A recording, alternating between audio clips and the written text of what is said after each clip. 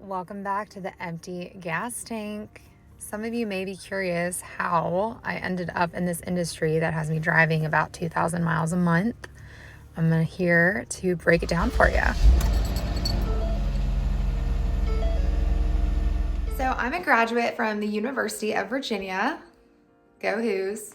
I actually started off in general studies. I wanted to go pre-med because I was always breaking bones growing up, very athletic, swimming, soccer, cheerleading, went through a lot of broken bones and accidents. So I was very interested in orthopedic surgery actually. Fast forward, I get to school and I'm taking, of course, my gen eds like chemistry mixed in with ghost stories, which was a really cool class, but I missed math, like algebra, calculus, problem sets. I totally missed that from high school. So I started looking into, what's engineering? What can engineering do for me? What opportunities exist for engineering? But I want to be an orthopedic surgeon. I love doctors. I want to be in the medical field. I like blood. I think it's cool. So UVA has a biomedical engineering program. I applied to transfer into the engineering school because I was not in the E-school, and go on off into summer, hoping, saying a little wish, gosh, I hope I get into engineering. I think this would be a really good fit for me. So end of summer, my parents have a mountain house in the Shenandoah region. We were on quads, four-wheeling. It was a long day. Our friend came over. One last ride, no big deal, right? Well, we took a turn too sharp. It was darker. My quad slipped on the ridge and I fell about 10 feet into a creek bed. I was able to get up on all fours, but I could tell that something was off. I had my helmet on. It was strapped. They did kind of a quick check. I was coherent, but we were stranded in the middle of this mountain, far away from cell service. There's about 6 of us total. I knew I had to be brave to get down the mountain back to our house. Fight or flight response, definitely engage. I have so much respect for patients that can go through trauma. So mine was trauma. I ended up breaking my pelvis. The pelvis is a pretzel. So you can't just break a pretzel on the top. It's gonna break on the bottom too. So my pelvis was completely broken. I took a ambulance to the hospital. I was then medevaced to University of Virginia Hospital. My dad likes to call that medevac the most expensive ride of my life, which granted it was. It was about $50,000. So thanks, insurance company. A whirlwind of about 12 hours. I get settled and they put me in old school traction style. This is a picture of it if anyone knows what traction is. If you're not into medicine, you don't want to listen to this next part.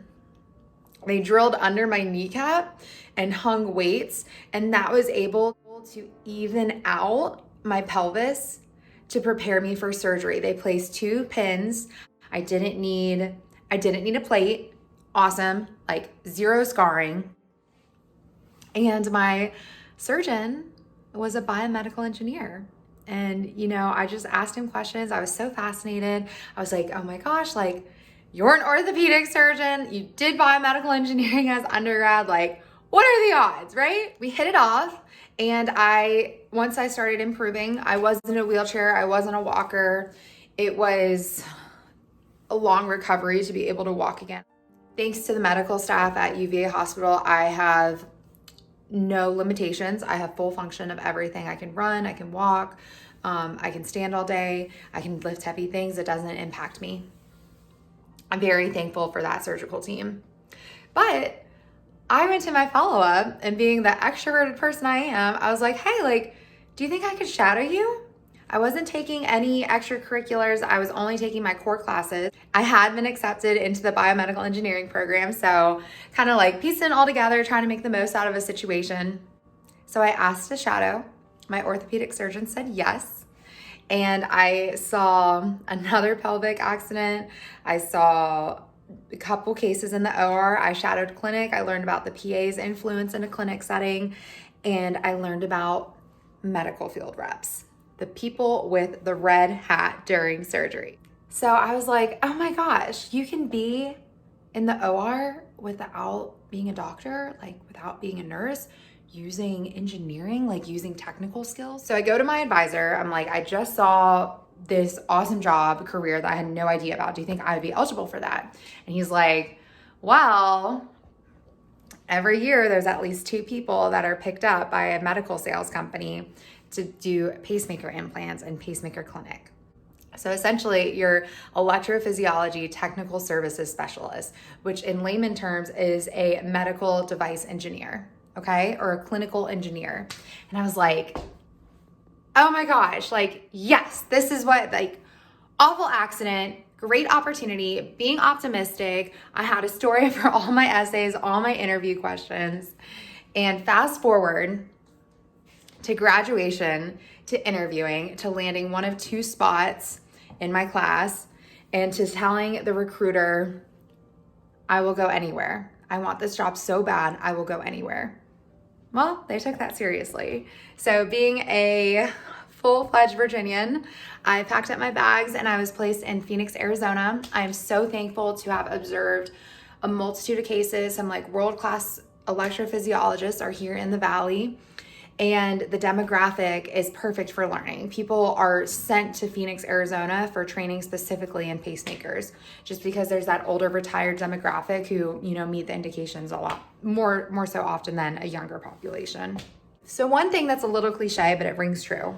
This is not a job. It is a lifestyle. It's a lifestyle with a fluid schedule, balancing customer demands, balancing different patients, difficult patients, balancing hospital politics, clinic politics, and a dynamic team environment with very high energy sales reps all the way to clinicals that want to dive deep into the nitty-gritty coding, programming, fundamentals of the tiny, tiny computer known as a pacemaker or defibrillator. So, you know, I still don't know what I want to do in this industry. I kind of Google opportunities for biomedical engineers with sales rep experience, and there wasn't a lot of information. So I'm just here to share insight on what it means to be a biomedical engineer in the medical field.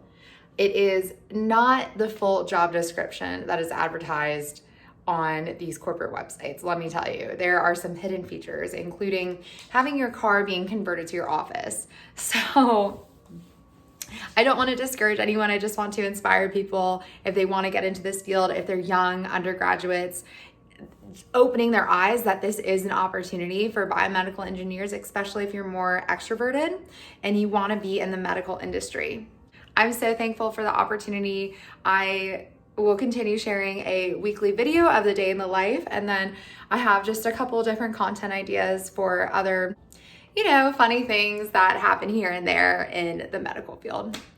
I have some of you guys hearing that kind of synopsis of broken pelvis, missing math, applying to engineering, learning about being a medical sales rep, understanding you use technical components, using my degree, learning about the pacemaker industry, flying cross country, going full force into the industry and liking the lifestyle, learning a lot behind the job description that I hope to share some insight with. By no means does anyone need to have a traumatic experience to get into this industry. If you have any questions on other pathways besides being a biomedical engineer, feel free to comment below. I will take a look, and thanks for listening.